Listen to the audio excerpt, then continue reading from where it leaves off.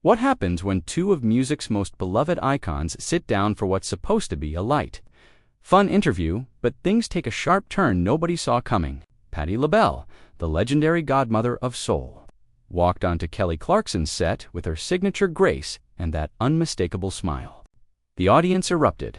This was supposed to be a celebration, a chance to reminisce about decades of incredible music, to laugh about old tour stories, maybe even belt out a tune together. But within minutes, the temperature in that studio shifted. What started as playful banter became something else entirely, something tense, something real. And before anyone could process what was happening, Patti LaBelle stood up, removed her microphone, and walked off the set, right there in the middle of taping. The audience sat in stunned silence. Kelly looked shell-shocked, and the cameras kept rolling. If you want to see how even the warmest conversations can take an unexpected turn, make sure you hit that subscribe button and drop a comment below telling me what you think really happened here. Now, let me take you inside that studio. The energy was electric when Patti walked out. Kelly Clarkson stood up from her seat, practically bouncing with excitement. Her hands clasped together like she was meeting royalty, and in many ways, she was. Patti LaBelle isn't just a singer, she's an institution, a living legend who's influenced everyone from Mariah Carey to Ariana Grande. Kelly's show has always been about genuine connection, real conversations with real people, and there was no reason to think this would be any different. Miss Patti LaBelle, everybody, Kelly announced, her voice bright and full of admiration. The audience was on their feet, clapping, cheering, some even crying. Patti waved, that regal wave she's perfected over 50 years in the business, and made her way to the guest chair. She was wearing a stunning emerald green outfit that shimmered under the studio lights, her hair perfectly styled, her presence commanding without even trying. "Oh my goodness. Thank you for being here," Kelly said as they both settled into their seats. "I have been looking forward to this all week. I mean, you're Patti LaBelle. Do you know how many of your songs I've sung in the shower, in the car, at karaoke?" Patti laughed, a warm, genuine sound. "Well, I hope you did them justice, baby." "I try," Kelly said with a grin. "I really try. But nobody does it like you. Nobody." The first few minutes went exactly as planned. They talked about Patti's new projects, her recent performances, the way she's managed to stay relevant across generations. Kelly asked about Patti's iconic sweet potato pies, which had become a viral sensation a few years back. And Patti lit up talking about her love for cooking, for feeding people, for bringing joy through food the same way she does through music. People don't realize how much work goes into those pies, Patti said, leaning forward slightly. It's not just throwing ingredients together. It's love. It's intention. You put your heart into it, and people can taste that. "I believe that," Kelly said, nodding enthusiastically. "I really do. And that's something I've always admired about you. Everything you do it with your whole heart. Your performances, your cooking, even just the way you carry yourself. You're authentic, You're real." Patti smiled, but there was something in her eyes, something Kelly didn't quite catch yet. "Well, I try to be, honey. I've been in this business long enough to know that the moment you start pretending, the moment you start being something you're not, that's when you lose yourself." "Absolutely," Kelly agreed. "And that's why people connect with you. Because you've never tried to be anyone but Patti LaBelle." There was a brief pause, comfortable at first, and then Kelly shifted gears. She does this on her show sometimes, moves from light topics to deeper ones, trying to get her guests to open up, to share something meaningful. It's part of what makes her interviews feel intimate, like you're eavesdropping on a conversation between old friends. "Can I ask you something?"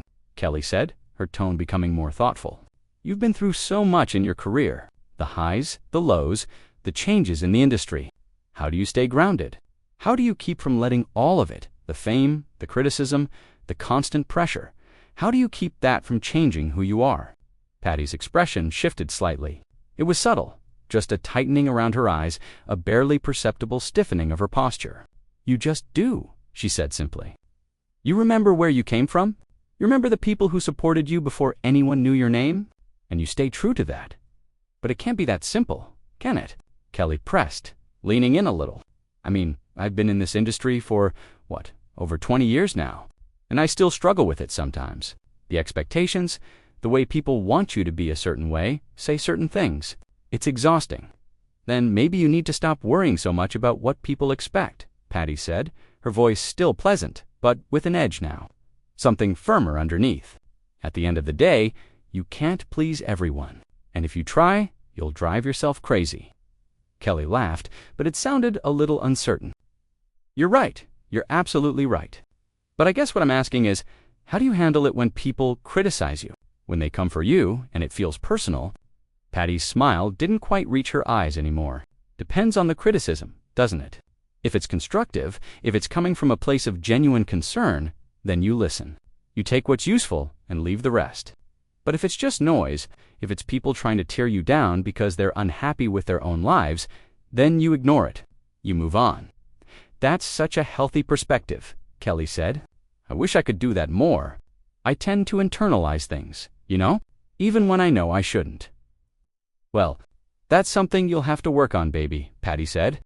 And there was a hint of something in her tone now. Something that could have been advice or could have been a gentle rebuke. It was hard to tell, Kelly nodded, but she wasn't ready to let the topic go.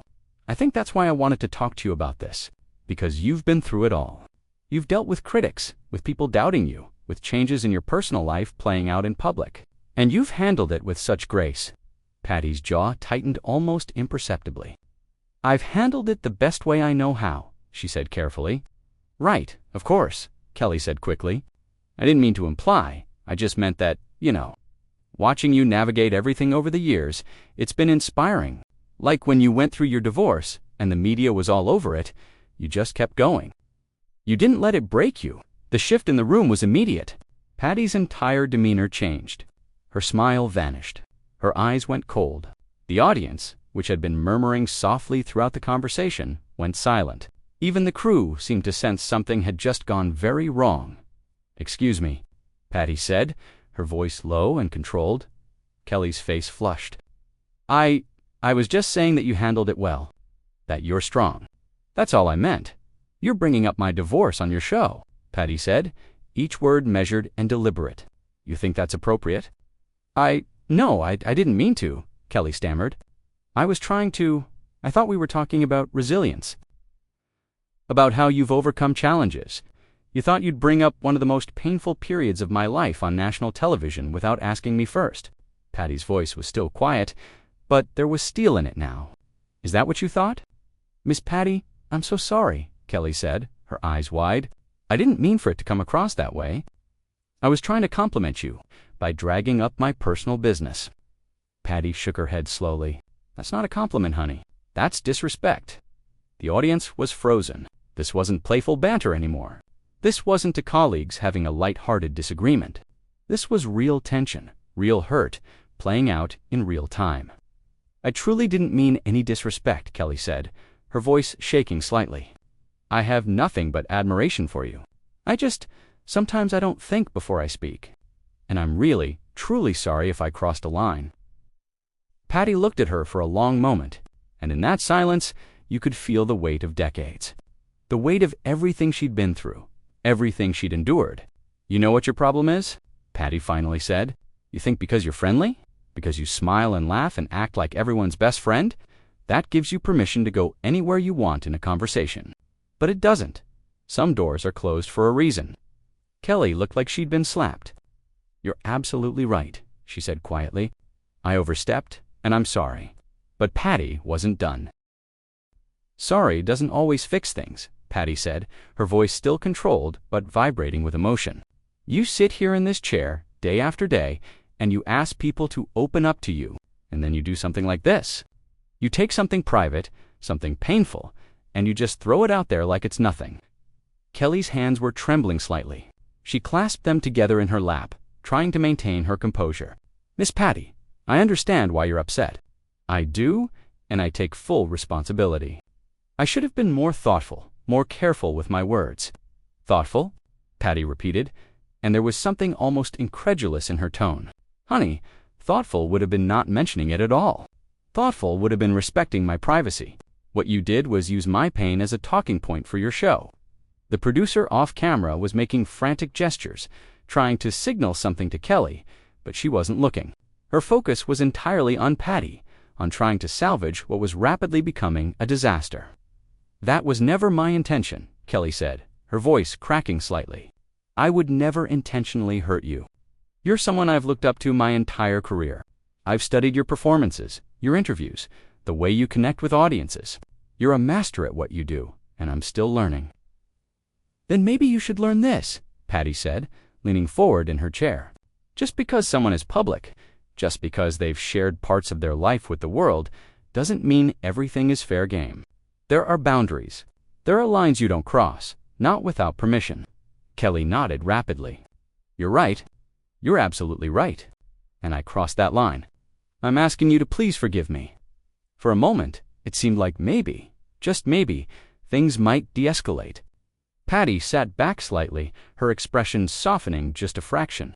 But then Kelly made another mistake. I think what happened was, I got caught up in the conversation, Kelly continued, her words coming faster now, nervous energy pouring out. And I've read so much about you over the years, about your life, your relationships, and I guess I forgot that reading about something and talking about it directly with the person are two very different things. But you've always been so open in your memoirs, in your interviews over the years, so I thought, you thought, what? Patti interrupted, her voice sharp now. You thought, because I've chosen to share certain things on my own terms, in my own time, in my own way, that gives you the right to bring it up however you want. Is that what you thought? Kelly's face went pale. No, that's not what I meant. Then what did you mean? Patti demanded. Because right now, it sounds like you're trying to justify what you did by saying, I've talked about it before. So it's somehow okay for you to ambush me with it on your show. I wasn't trying to ambush you, Kelly protested, her voice rising slightly with emotion. I swear, that was not what I was doing. I was trying to have a real conversation, to go deeper than just surface-level stuff. That's what I do on this show. That's what people expect. What people expect, Patti repeated slowly, and there was something dangerous in her calm now. So this is about what your audience expects. About getting a moment for your show? That's not fair, Kelly said, and for the first time, there was a hint of defensiveness in her voice. I care about my guests. I care about having meaningful conversations. Yes, I want my show to be successful, but not at the expense of hurting people. And yet, here we are, Patti said simply. The silence that followed was suffocating. The audience didn't know where to look. Some people were staring at their hands, others at the floor. A few were watching with wide eyes, unable to look away from what was unfolding. The crew members were exchanging glances, clearly uncertain about whether to cut to commercial or keep rolling. Kelly took a deep breath, visibly trying to center herself. Miss Patti, I don't know what else to say, except that I'm deeply, truly sorry. I made a mistake. A big one. And I'm asking you, woman to woman, to please give me a chance to make this right. Patti studied her for a long moment. When she finally spoke, her voice was quieter, but no less firm. You want to make it right? Then understand something. I didn't come here to have my life dissected for entertainment. I came here because I was told this would be a celebration, a chance to talk about music, about joy, about the things that matter, not to be reminded of my failures and heartbreaks on camera. I understand that now, Kelly said softly, and I'm sorry I turned this into something it was never supposed to be. The problem is, you can't unring a bell, Patti said. And there was sadness in her voice now, mixing with the anger. Once you say something, once you put it out there, it's done. People are going to take this interview. They're going to clip it, share it, talk about it. And what's going to be the headline? Not Patti LaBelle talks about her incredible 50-year career. Not Patti LaBelle shares wisdom about staying power in the music industry. It's going to be about this. About the moment Kelly Clarkson made me talk about my divorce. But you didn't talk about it, Kelly said quickly. You shut it down. You set a boundary. That's what's going to be remembered. Patti shook her head slowly. You really believe that? You think people are going to focus on my boundary and not on the spectacle of this conversation going wrong? Kelly didn't have an answer for that. She opened her mouth, closed it again, her usual quick wit completely failing her. Let me tell you something, Patti continued, her voice taking on a different quality now, something almost like she was teaching a lesson. I've been in this business since before you were born. I've done thousands of interviews, sat in hundreds of chairs just like this one, and I've learned that you have to protect yourself because nobody else is going to do it for you. Not your publicist, not your manager. not the host who's smiling in your face while they're planning their next intrusive question. "I wasn't planning anything," Kelly insisted. "It just came out. It was a mistake." "A mistake that revealed what you really think," Patti said. "That my personal life is material for your show. That my pain is content." "That is not what I think," Kelly said, her voice breaking now, tears visible in her eyes. "I think you're an icon. I think you're incredible. I think you've given so much to the world through your art, and I wanted to honor that. I just did it in the worst possible way." Patti looked at her, really looked at her, and for a second her expression softened just slightly. You could see her weighing something, deciding something. Then she glanced at the audience, at the cameras, at the crew members trying to make themselves invisible. "You know what the saddest part of all this is?" Patti asked, her voice barely above a whisper now, but the microphone picked up every word. "I actually liked you. I've watched your show. I've seen how you connect with people, how you make them feel comfortable. I thought, here's someone who gets it, who understands that interviews should be about building people up, not tearing them down. And then you do this." "I'm not trying to tear you down," Kelly said desperately. "Please believe me." "It doesn't matter what you were trying to do," Patti replied. "What matters is what you did. And right now, what you did was make me feel exposed and vulnerable on your stage, in front of all these people, in front of those cameras. You made me feel like I had to defend myself, like I had to explain my choices, my life, to strangers. And that's not why I came here." Kelly was openly crying now, tears streaming down her face, her usual polished television persona completely shattered. "I don't know how to fix this," she admitted, her voice raw. "I don't know what to do." "Maybe there's nothing to do," Patti said, and she reached for her microphone pack, her fingers working at the clip. Kelly's eyes went wide. "Wait, what are you doing? What does it look like I'm doing?" Patti said, unhooking the battery pack from her waistband. "I'm leaving, please don't," Kelly said, standing up quickly. "Please, Miss Patti, don't go. We can start over. We can talk about whatever you want to talk about. Music, food, your upcoming shows, anything.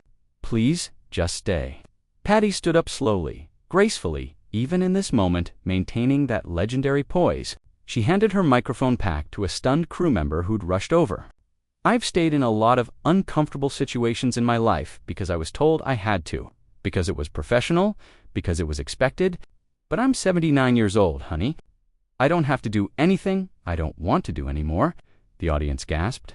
Some people started to clap uncertainly, not sure if they were supposed to be supporting her exit or trying to convince her to stay. Kelly stood there, frozen mascara running down her cheeks, looking utterly lost. "Miss Patti, please," Kelly said again, her voice barely holding together. "I know I messed up. I know I hurt you. But walking away, is that really what you want to do?" Patti paused, her hand resting on the arm of the chair she'd just vacated. She turned back to look at Kelly, and for a moment, the entire studio held its breath. "What I want," Patti said slowly, "is to be treated with respect. What I want is to have a conversation where I'm not blindsided. What I want is to feel like I matter as a person, not just as a story to tell." "You do matter," Kelly said emphatically, taking a step closer, but not too close, respecting the physical space even as she tried to bridge the emotional chasm between them. "You matter so much. To me, to everyone here, to millions of people who love you. Then why didn't you treat me like I matter?" Patti asked, and the question hung in the air like smoke. "Why did you go there, Kelly? Why did you think it was okay?" Kelly wiped at her face with the back of her hand, smearing her makeup even more. She looked young suddenly, vulnerable, like a student being called out by a teacher she desperately wanted to impress. "I thought I was being real," she said quietly. "I thought I was showing that we could talk about hard things, about real life. My whole brand is about being authentic. About not doing the fake Hollywood thing where everything is surface level and perfect. And I think I got so caught up in that, in trying to be real, that I forgot to be kind." Patti's expression flickered with something, maybe recognition, maybe understanding, but she didn't sit back down. "Being real and being cruel aren't the same thing," she said. "You can have authentic conversations without weaponizing someone's pain." "I wasn't trying to weaponize anything," Kelly protested, but her voice lacked conviction now. She was starting to understand, really understand, the impact of what she'd done. "Intent doesn't erase impact," Patti said firmly. "You can have the best intentions in the world, But if you hurt someone, you still hurt them. And right now, I'm hurt. I'm angry. And I don't want to sit here and pretend everything is fine for the sake of your show." A producer's voice came through someone's earpiece, audible enough that the microphones picked it up. 60 seconds to break. The crew was clearly hoping they could cut away, regroup, maybe convince Patti to stay during the commercial. But Patti shook her head. "I'm not waiting for a commercial break so you can try to smooth this over," she said, addressing not just Kelly now but the whole production. "I'm not interested in being managed or handled. I said what I needed to say." Kelly's shoulders slumped. She looked defeated, devastated. "I understand," she said softly. "I understand if you need to go. But before you do, can I just say one more thing?" Patti raised an eyebrow, waiting. "You're right about all of it," Kelly said, her voice steadier now despite the tears. "You're right that I overstepped. You're right that I should have been more careful, more respectful. You're right that being authentic doesn't give me permission to hurt people, and I'm going to learn from this. I'm going to be better because of what you've taught me today, even though I wish I hadn't needed to learn it this way, at your expense." Patti studied her for a long moment. "You know what I hope you learn?" she finally said. "I hope you learn that the people who sit in that chair across from you, they're trusting you with something precious. They're trusting you with their time, their energy, their stories. And that trust is a gift, not a right. You have to earn it, and you have to protect it." "I will," Kelly promised. "I absolutely will." "I hope so," Patti said. "Because you have a platform, and platforms are powerful. You can use that power to lift people up or to tear them down. And today, whether you meant to or not, you tore me down a little bit." Kelly flinched at those words, and fresh tears spilled over. "I'm so sorry." "I know you are," Patti said, and her voice was gentler now, though still firm. "But sorry doesn't always fix things. Sometimes the damage is done, and all you can do is try to do better next time." "Will there be a next time?" Kelly asked, hope flickering in her voice. "I mean, not today, obviously, but someday. Could you ever forgive me enough to give me another chance?" Patti was quiet for a moment, considering. "Maybe," she said finally. "Time will tell. Right now, I need to go take care of myself. I need to go be somewhere where I feel safe and valued." Kelly nodded, unable to speak, emotions clearly overwhelming her. Patti turned to the audience, that regal presence reasserting itself even in this moment of departure. "Thank you all for your support over the years," she said, her voice carrying to every corner of the studio. "I appreciate every single one of you. And I hope you understand why I'm doing this." The audience erupted in applause, standing now some people wiping their own tears. They understood. They got it. This wasn't a diva moment. This wasn't someone being difficult for the sake of being difficult. This was a woman protecting her dignity, setting a boundary, refusing to be diminished. Patti gave them that signature wave, that gracious acknowledgement, and then she turned and walked toward the exit. Her steps were measured, unhurried. She wasn't running away.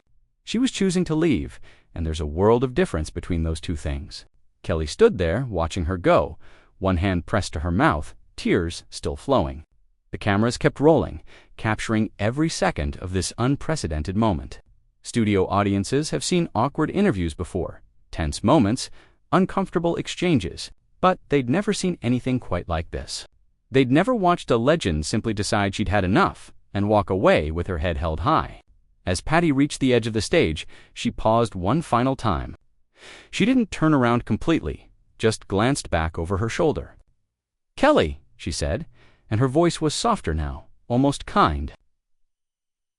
"You're talented. You have a good heart. Don't let moments like this define you. Learn from them and move forward."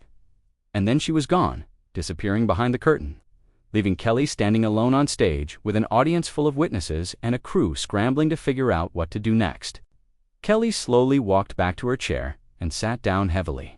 She looked directly at the camera, not bothering to fix her makeup, not trying to compose herself. "I don't know what to say right now," she admitted, her voice hoarse. "I made a mistake, a big one, and I hurt someone I deeply respect. Miss Patti was right about everything she said. I should have been more thoughtful. I should have been more careful with someone else's story, someone else's pain." She took a shaky breath. "I think what happened here today is a reminder that even when you think you're doing something for the right reasons, you can still get it wrong. And when you do, you have to own it. You have to listen. You have to learn." The audience was silent now, hanging on every word. "I'm going to do better," Kelly continued. "I promise you that. And I hope that someday Miss Patti will give me the chance to prove it. But whether she does or not, I'm grateful for what she taught me today. It's a lesson I clearly needed to learn." She looked down at her hands, then back up at the camera. "We're going to take a break," she said quietly. "I think we all need a minute." The stage manager finally called for the cut, and the studio lights dimmed slightly, but nobody moved. The audience sat in their seats, processing what they'd just witnessed. The crew stood frozen at their posts, and Kelly remained in her chair, staring at the spot where Patti had been sitting just minutes before, replaying every word, every moment, trying to understand exactly where it all went wrong. What started as a celebration turned into a masterclass in boundaries, respect, and the courage it takes to walk away when your dignity is on the line. Two women, both powerful in their own right, both beloved by millions, found themselves on opposite sides of a moment that neither of them will likely forget, and we all got to watch it unfold in real time. So now I want to hear from you. Make sure you hit that subscribe button if you haven't already. And drop a comment below answering this question: when someone crosses a line, even unintentionally, do you think walking away is the right response, or should you stay and work through it in the moment? Let me know what you think.